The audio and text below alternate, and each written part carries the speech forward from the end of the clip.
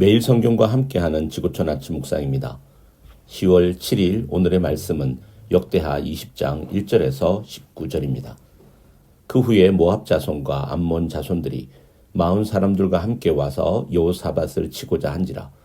어떤 사람이 와서 여호사밧에게 전하여 이르되 큰 무리가 바다 저쪽 아람에서 왕을 치러 오는데 이제 하사손 다말 곧 엔게디에 있나이다 하니 여호사밧이 두려워하여 여호와께로 낯을 향하여 간구하고 온 유다 백성에게 금식하라 공포하며 유다 사람이 여호와께 도우심을 구하려 하여 유다 모든 성읍에서 모여와서 여호와께 간구하더라.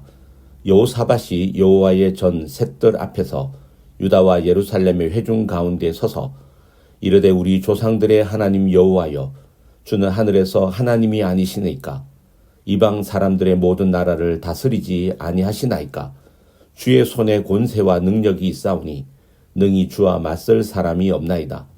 우리 하나님이시여 전에 이 땅 주민을 주의 백성 이스라엘 앞에서 쫓아내시고 그 땅을 주께서 사랑하시는 아브라함의 자손에게 영원히 주지 아니하셨나이까.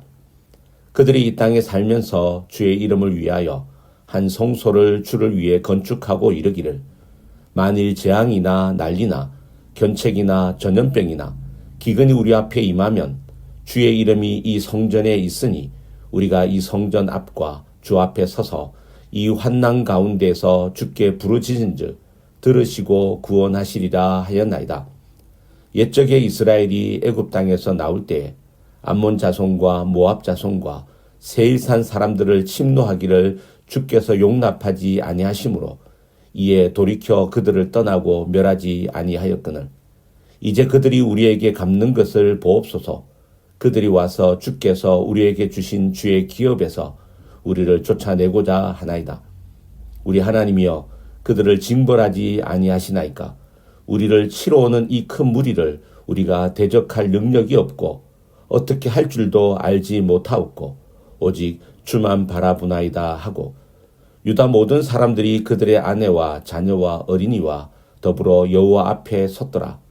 여호와의 영이 회중 가운데서 레위 사람 야하시엘에게 임하셨으니 그는 아삽 자손 맏다냐의 현손이요 여이렐의 정손이요 브냐야의 손자요 스가라의 아들이더라.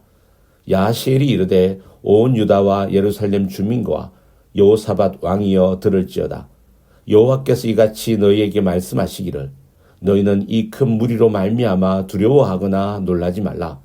이 전쟁은 너희에게 속한 것이 아니요 하나님께 속한 것이니라.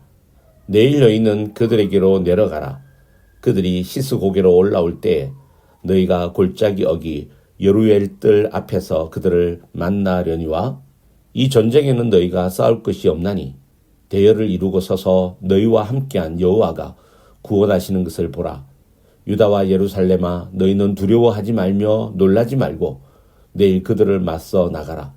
여호와가 너희와 함께 하리라 하셨느니라 하매 여호사밧이 몸을 굽혀 얼굴을 땅에 대니 온 유다와 예루살렘 주민도 여호와 앞에 엎드려 여호와께 경배하고 그앗 자손과 고라 자손에게 속한 레위 사람들은 서서 심히 큰 소리로 이스라엘 하나님 여호와를 찬송하니라.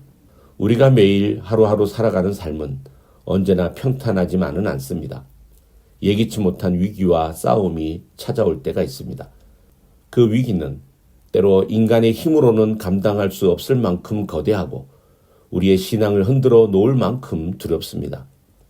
여호사밧 왕의 상황이 바로 그랬습니다. 모압과 암몬 그리고 40 사람들의 연합군이 바다 건너 아람 지역으로 쳐들어오고 있었습니다. 그 수가 너무 많아 큰 무리라고 불릴 정도였습니다. 한 나라가 감당하기에는 도저히 불가능하고 절망적인 상황이었습니다. 그러나 이 위기의 순간이 오히려 하나님의 능력과 신실하심을 경험하는 기회가 되었습니다. 그렇다면 여호사밧은 어떻게 해서 두려움을 극복하고 하나님의 능력을 경험하게 되었을까요? 두려움이 찾아올 때는 하나님을 찾아야 합니다. 여호사밧의 마음에도 두려움이 엄습했습니다. 하지만 그 두려움을 부정하거나 억누르지 않았습니다. 그는 자신 앞에 찾아온 두려움을 하나님 앞에 솔직하게 가져갔습니다. 3절은 이렇게 기록하고 있습니다. 여호사밧이 두려워하여 여호와께로 낯을 향하여 간구하고 온 유다 백성에게 금식하라 공포하며 여호와께 낯을 향하여 간구한다라는 것은 하나님께 시선을 고정했다는 의미입니다. 우리의 문제는 종종 두려움 그 자체가 아니라 그 두려움을 하나님께 가져가지 않는 것입니다.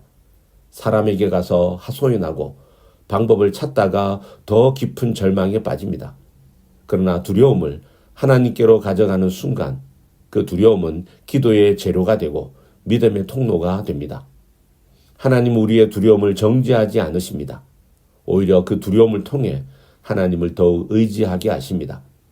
그러므로 두려움이 찾아올 때마다 그 두려움의 방향을 하나님께로 돌려야 합니다.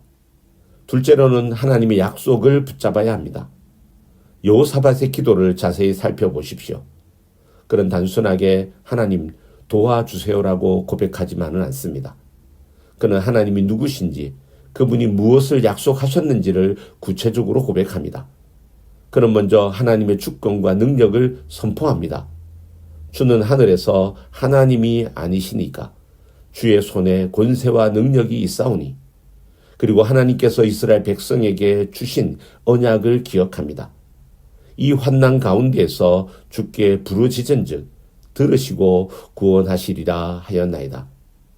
이것이 바로 믿음의 기도입니다. 우리의 감정이나 상황에 기초한 기도가 아니라 하나님의 말씀과 약속에 근거한 기도입니다. 여호사밧은 과거 하나님께서 행하신 일들을 기억하고 그것을 현재의 삶의 위기에 적용했습니다. 우리도 마찬가지입니다. 성경의 약속들, 과거 우리 삶에서 경험한 하나님의 신실하심을 기억하십시오. 과거에 그렇게 하셨던 하나님께서 지금도 앞으로도 그렇게 하실 것입니다라고 고백하는 것, 그것이 믿음입니다. 셋째로는 전쟁이 우리의 것이 아니라 하나님께 속한 것임을 믿어야 합니다. 하나님의 응답은 야하시엘을 통해 임합니다.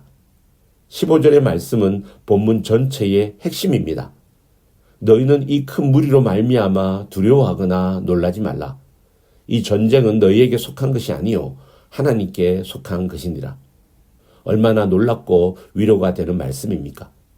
더 놀라운 것은 하나님은 내일 너희가 그들에게로 내려가라 하시면서 너희는 싸울 것이 없고 대열을 이루고 서서 여호와가 구원하시는 것을 보라고 하십니다. 우리의 역할은 하나님을 신뢰하며 자리를 지키는 것입니다. 기도의 자리를 지키고 예배의 자리를 지키고 감사의 자리를 지킬 때 하나님은 그 자리를 통해 싸우십니다. 결국 이 전쟁에서 유다는 칼 한 번 휘두르지 않고 승리했습니다. 그들의 무기는 군대가 아니라 찬송이었습니다. 아직 전쟁이 끝나지도 않았는데, 아직 적군을 만나지도 않았는데 그들은 먼저 하나님께 경배하며 찬송했습니다. 믿음은 결과를 보고 믿는 것이 아니라 하나님의 약속을 믿고 미리 감사하고 찬양하는 것입니다. 여호사밧의 마지막 기도는 이렇게 끝납니다. 우리를 치러오는 이 큰 무리를 우리가 대적할 능력이 없고 어떻게 할 줄도 알지 못하옵고 오직 주만 바라보나이다. 사랑하는 성도 여러분, 믿음은 문제를 아는 것이 아니라 그 대답을 하나님께 맡기는 것입니다. 우리가 할 수 없음을 인정하는 그 자리에서 하나님은 일하시기 시작하십니다. 오늘 여러분의 삶에도 여러 가지 전쟁이 있을 것입니다. 질병과의 싸움, 경제적인 싸움, 관계의 싸움, 혹은 마음속에서 일어나는 절망과의 싸움. 그러나 기억하시기 바랍니다. 그 모든 전쟁은 하나님께 속해 있습니다. 우리는 두려움 속에서 하나님을 바라봐야 합니다. 오늘 하루를 시작하며 이렇게 고백하길 원합니다. 주님, 제가 싸우지 않겠습니다. 주님이 대신 싸워 주옵소서. 저는 오직 주만 바라보겠습니다. 오늘도 살아계신 하나님, 말씀을 통해 우리의 싸움이 우리의 것이 아니라 하나님께 속한 것임을 알게 하시니 감사합니다. 때때로 두려워하고 무엇을 해야 할지 알지 못할 때가 많습니다.